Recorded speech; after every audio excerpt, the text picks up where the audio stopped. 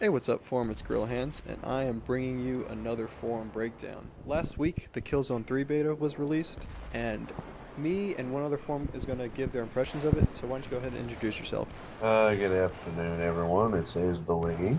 How you doing, Wiggy? Um, Hello. so, just to kind of give everybody an idea of what Killzone's about, the first game was released in 2004. It was created to compete with Xbox's Halo franchise. It was set in the future, and instead of having kind of a, I wouldn't say childish approach that Halo has, it just has a lot more grittier feel to the game. And since the game has been out for a little while, it's kind of evolved into a class-based shooter. So kind of think Battlefield Bad Company. There's a bunch of different classes that you can play as, each serving different roles.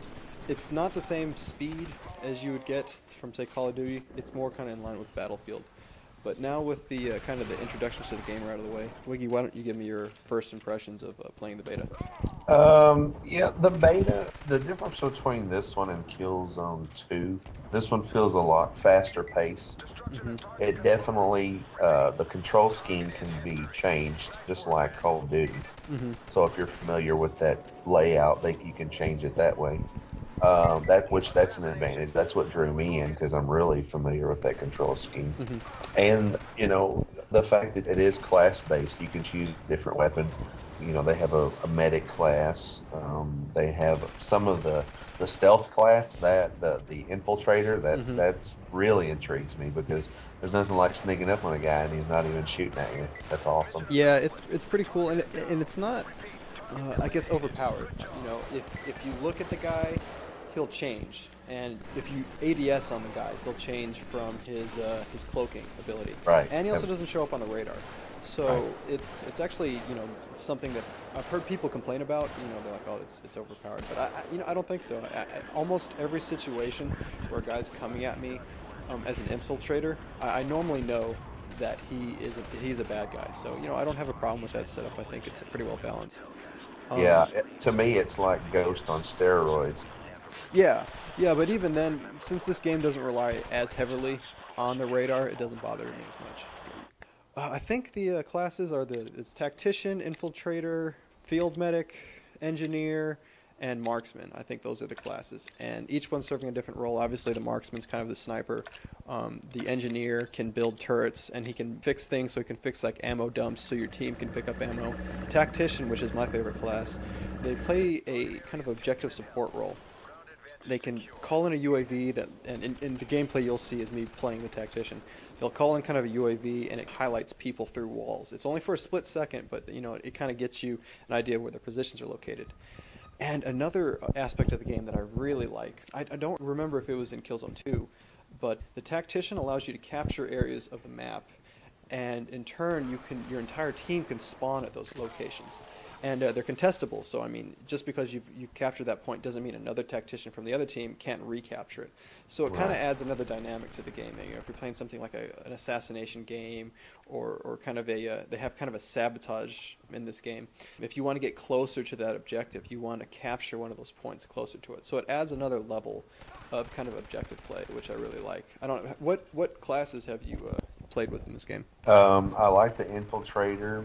I like the machine gun class. I believe that's the medic class, right? I believe so, yeah. Okay. The SMG class. That one's pretty good. I like that one a lot. Hmm. The assault rifle class, the one with the old weapon from Killzone 2, the assault rifle, that one's okay. Hmm. But I really like the feel of the newer weapons because a lot of those weapons don't seem familiar to me from Killzone 2, so they really seem neat. The shotgun is similar, but I liked the fact that they put the reticle on it. That was pretty cool. Yeah, yeah. No, to be honest, going into this, I was actually trying to find things to nitpick at because I did not like the first Killzone game at all, and I hated Killzone 2. My friends convinced me it was going to be, the biggest thing ever for PlayStation 3 in terms of shooters, and I get on it, and it felt like I was carrying an 80-pound gun with a 200-pound backpack wading through mud. So, Absolutely. so I did not like that game at all. It just felt entirely too slow. And this isn't a knock on slower shooting games because I like Battlefield Bad Company. That's a slower paced game. I'm not just playing Call of Duty. In fact, Call of Duty is the one that's out of the norm. Most games actually run more in pace with Killzone, Battlefield, Counter Strike are a little bit slower paced. But Killzone 2, man, that was brutal how slow you went about doing things. And right out the gate, I mean, Killzone 3, After playing it a little bit, after I got adjusted to controls, I mean, I noticed, it's a lot faster, and it's a lot of fun. I mean, I really wasn't thinking about getting this game.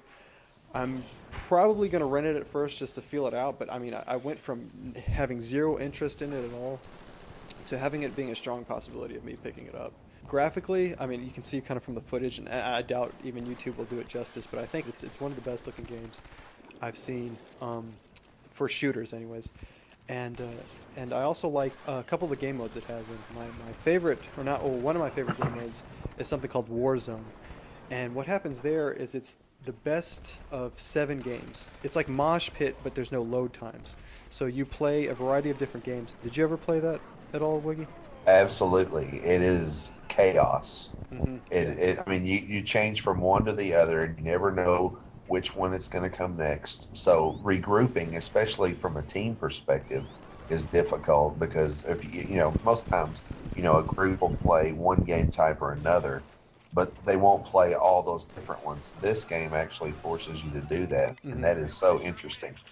Yeah, Uh, no, it can't be a double-edged sword if you don't like the game modes, but I like the idea because you don't have load times. right. You essentially play a bunch of different game modes very quickly in rapid succession. One of the things that I guess is kind of a problem whenever you do play these class-based shooters, though, or a shooter such as this, is you really can't do it all, I guess. Like if you have a teammate who's an engineer and he's not fixing ammo dumps, or you have a tactician who's not capturing points, you're going to have a lot of trouble, especially if the other team is doing those things. It kind of becomes insurmountable to be a semi-organized team. Because I found that you don't get much ammo. It feels like Call of Duty and Black Ops, how many rounds it takes to shoot somebody and take them out. And the way the solutions around having more ammo is having somebody make an ammo dump for you so you can collect more ammo, or you get one slot for a perk, and one of those perks is extra ammo. I mean, did you kind of notice that you needed a team effort to do well? Absolutely. Um, Whenever you're not, those roles aren't filled. When those roles are filled on the other team, you will feel it. They'll start to take you over from that aspect. Yeah. Do you feel like the controls are tighter, and that like the weapons, how do they respond whenever you're shooting them? Absolutely. I wouldn't say they're as tight and as responsive as, say, a Call of Duty game, but they do feel a lot. I mean, they're twice as responsive and twice as fast paced from the last one, Killzone 2. Just like you said, it was really difficult to play because you would move, and it just felt like an eternity to actually pull your sights up or move from left to right. One thing I haven't touched on yet, I don't know if you played this mode, it's operations. It's kind of like Battlefield Bad Company's Rush. It's actually extremely similar to Halo Reach's Invasion mode. It's like a multi-stage mode where you have to complete a certain objective and then move to the next area of the map. So it's something that's been done already, but there's a reason I really like this game mode, and you'll see kind of in the footage the cutscenes are examples of the operation game mode.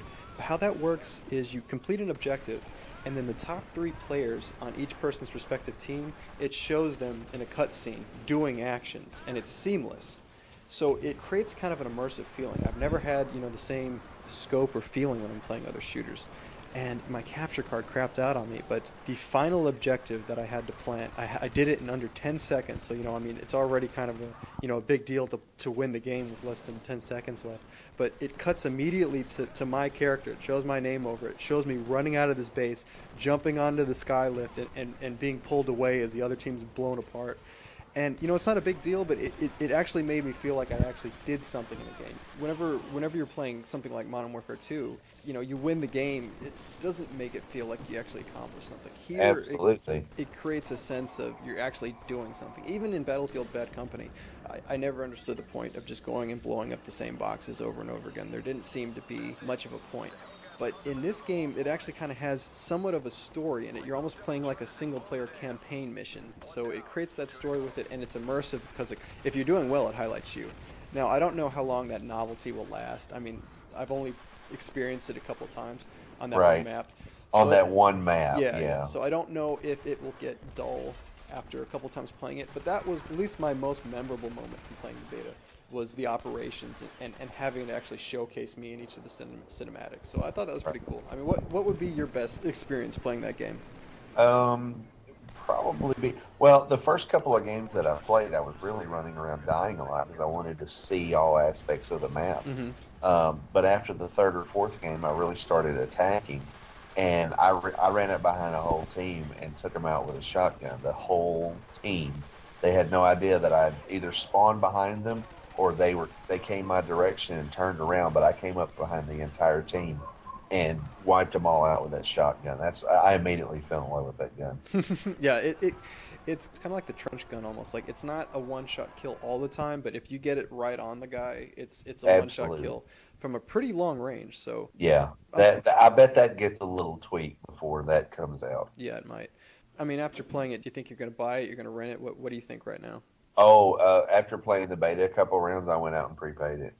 Okay, okay, yeah, Yeah, I definitely got it because I think the campaign has an interesting story too because Killzone 2 had kind of an interesting story hmm and they left it kind of hanging there, so it intrigued me enough to just buy the game. okay. Well, I'm The not. multiplayer just put it over the top. Okay, yeah, I didn't really play much of the single player, so that if I were to buy the game, that's not what's going to be the draw. I think I'll probably rent the game, and if I find that I really like the multiplayer, I'll probably end up picking it up. Right. But I appreciate you coming on. Let me know what your opinions of the game are, and hopefully in the future we can sit down and actually hash out a full review of the game in the Oh, freeform sure. channel. Absolutely. Like if you want me to, I can do the campaign and and then we'll split up the multiplayer if you want. All right, sounds awesome, man. I appreciate Okay. it. And as always, Yeah. guys, take it easy.